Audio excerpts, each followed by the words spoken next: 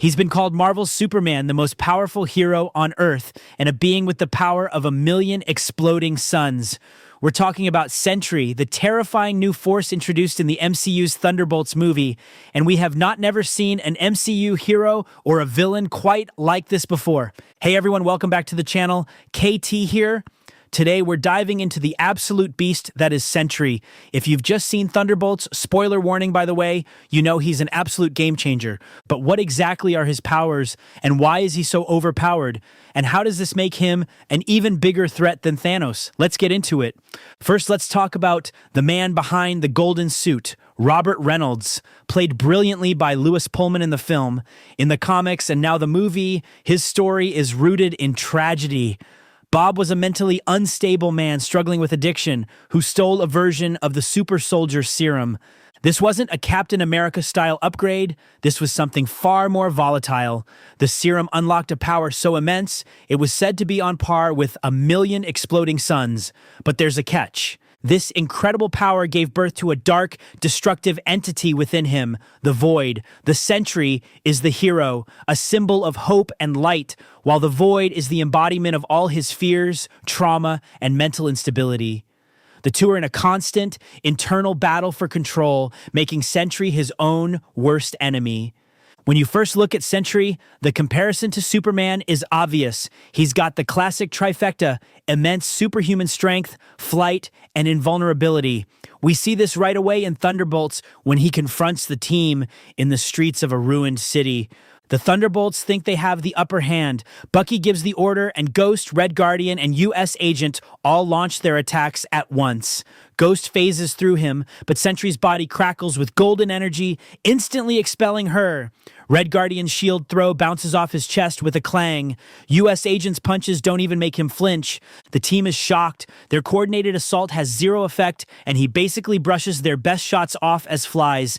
But that's just the tip of the iceberg. What makes Sentry so terrifyingly overpowered are his less obvious abilities. First, we have molecular manipulation. Sentry can alter matter at a molecular level. This is a god-tier power. He can deconstruct objects, reform things, and even regenerate from being torn to pieces. Think about that. You can't just punch him into submission. If his body is destroyed, he can simply put himself back together. This is a power that puts him on a cosmic level. Next, there's his psionic powers. This is where the movie really leans into the psychological horror. When the Thunderbolts touch him, they experience their worst memories and deepest fears. This isn't just a physical fight for them, it's a mental and emotional one. This ability is a manifestation of the Void's influence, and it's a unique threat the MCU hasn't fully explored before. Finally, he has the power of photokinesis, or light manipulation. He's often seen glowing with a golden light, a reflection of his immense power. He can absorb and project vast amounts of energy, making him an unstoppable force. The power of 1,000,000 exploding suns isn't just a metaphor, it's a quantifiable source of his strength. So, how does all this make him overpowered? Let's put his powers into context. In the comics, Sentry has gone toe-to-toe with some of Marvel's heaviest hitters and won. He's fought a weakened World War Hulk to a stalemate and even held his own against a Celestial. He once tore the god of war, Ares, in half. He's been described as having limitless power, with his strength being directly tied to his mental state. And that's the key to understanding him. His power isn't a fixed quantity, it's fluid. If his mind is stable and he's confident, he can perform incredible, reality-altering feats. But if his mind is fractured and the Void takes over, he becomes an even more dangerous, nihilistic force of nature. The fact that his power is tied to his sanity makes him unpredictable and almost impossible to defeat in a conventional way. The only way to beat him isn't by punching harder, but by addressing his internal conflict. That's what makes the Thunderbolts plot so unique and emotionally resonant. The team doesn't win by force, they win by reaching the human at the core of all that power. The ending of Thunderbolts leaves the door wide open for Sentry's future. He's no longer just a villain, he's a complex, tragic figure who is now a part of the new Avengers. His power is still immense, and his struggle with the Void is far from over. This is a character who could easily be a hero one moment and an existential threat to the multiverse the next. With Avengers Doomsday on the horizon, Sentry is positioned to be a key player.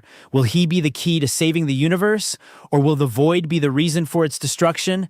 Honestly, he could also go the route of Captain Marvel in the storyline, being basically ignored and playing an almost insignificant to the storyline after being established as one of the most powerful beings in the universe. Only time will tell. So what do you think? Is Sentry the most overpowered character in the MCU? Also, what's your theory on his impact and role in the forthcoming Doom arc? Let me know in the comments. And if you like what we are doing here at Multiverse of Mayhem, subscribe and follow for more. We dive into all things MCU, DCU, and Star Wars every week. Thanks for chilling with us for a minute. See you next time.